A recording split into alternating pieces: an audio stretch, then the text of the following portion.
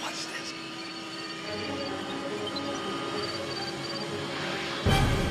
Time travel, one of mankind's favorite fantasies. But what if it were possible to build a real time machine and travel to the future or the past? The invention of a real-time machine would probably be the most important thing in the history of the world, in the history of man. Scientists are now teetering on the edge of making the impossible a reality. This century, I feel, will be seen as the century of time travel, just as the 20th century was seen as the century of space travel. Here in this laboratory, the first real attempts to travel through time will soon begin. The future and the past may never be the same again.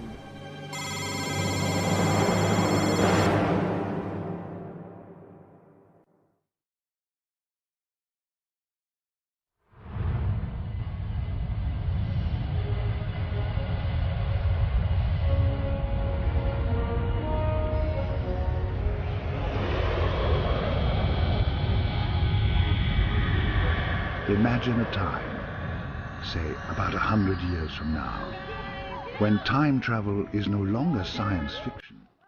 Instead, it's taught to our great-great-great-grandchildren as science fact. Okay, listen guys. We've got a lot to get through today, okay? So keep close together. No wandering off. Now come with me. Here stands a monument to mankind's greatest single scientific achievement, a museum of time travel.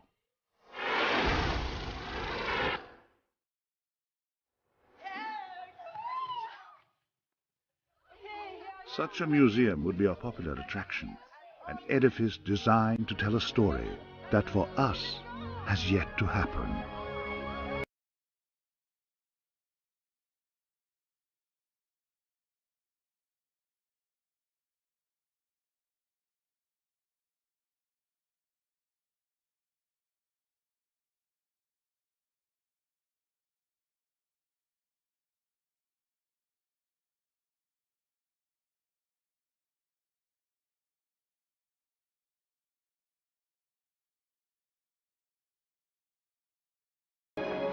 So this museum was built on the site of the very first successful time machine. And we're going to find out later why that makes it so very special. But for now, the first step on our journey is to have a look at the past. Imagine what it was like over a century ago, in an age where the future was uncertain and the past a bit of a mystery. The history of time travel begins with fantasy and fiction, the compelling dream of visiting another time. Imagine, for example, traveling back to April 1912 and averting the catastrophic loss of thousands of lives by warning the captain of the Titanic of the iceberg. Or how about visiting Germany in 1938 and assassinating Hitler, thus preventing... Tinkering with history is easy to imagine, but in reality, even the basic concept of time is a tough one to grasp. Time is the weirdest thing. You cannot see it. You cannot touch it. You cannot smell it.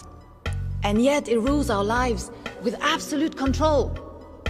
We are all carried along in the present. We're trapped in this moment that we call now. Or at least we were, until the efforts of these great minds freed us from the tyranny of time. In 1905, Albert Einstein came up with a theory that allowed scientists to take over where the dreamers had left off.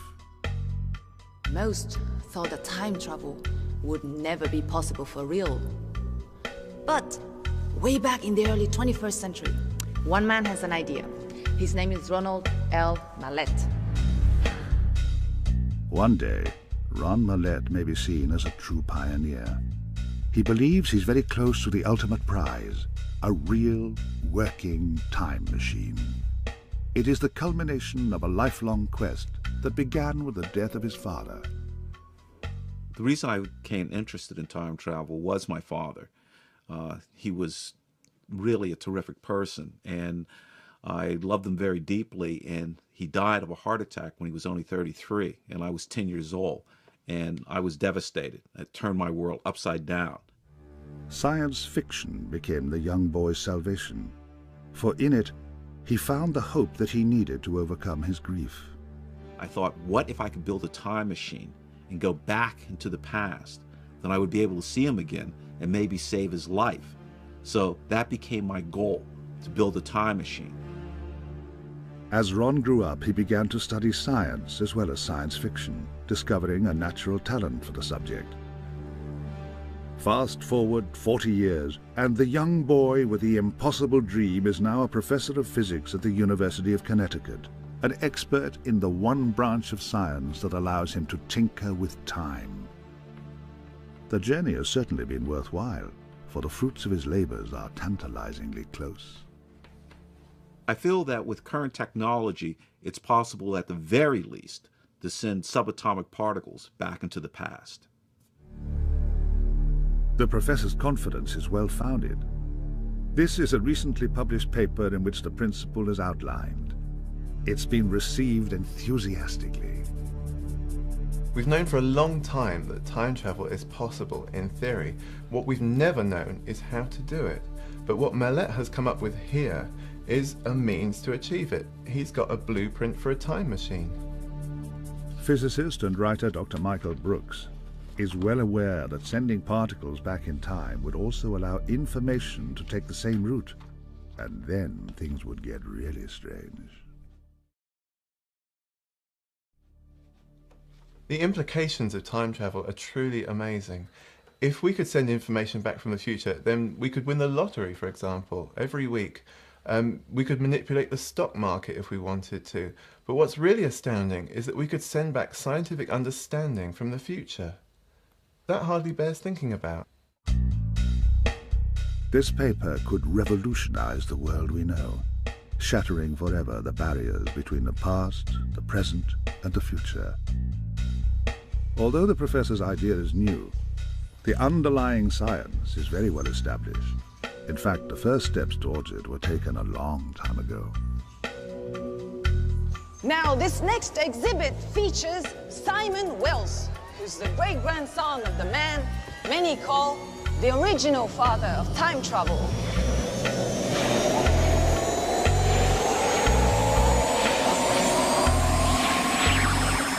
Hi, my name's Simon Wells. My great-grandfather was H.G. Wells.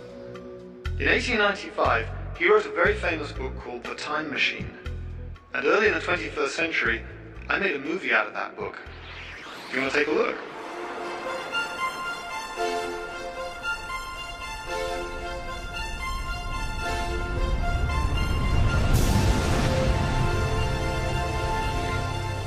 The Time Machine was not only a good book, it also set the precedent in which fiction inspires reality.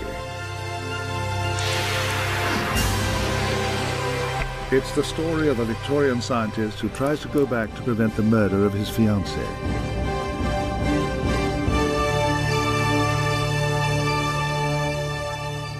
The sad bit is that he discovers he can do nothing to change the past, and eventually he travels into the far future to witness what becomes of the human race. When it was published, The Time Machine immediately seized the public imagination. But the amazing thing is, it was also responsible for the first breakthrough in the real science of time travel.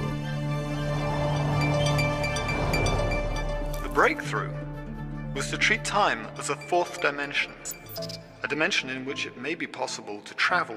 Just like traveling across a city.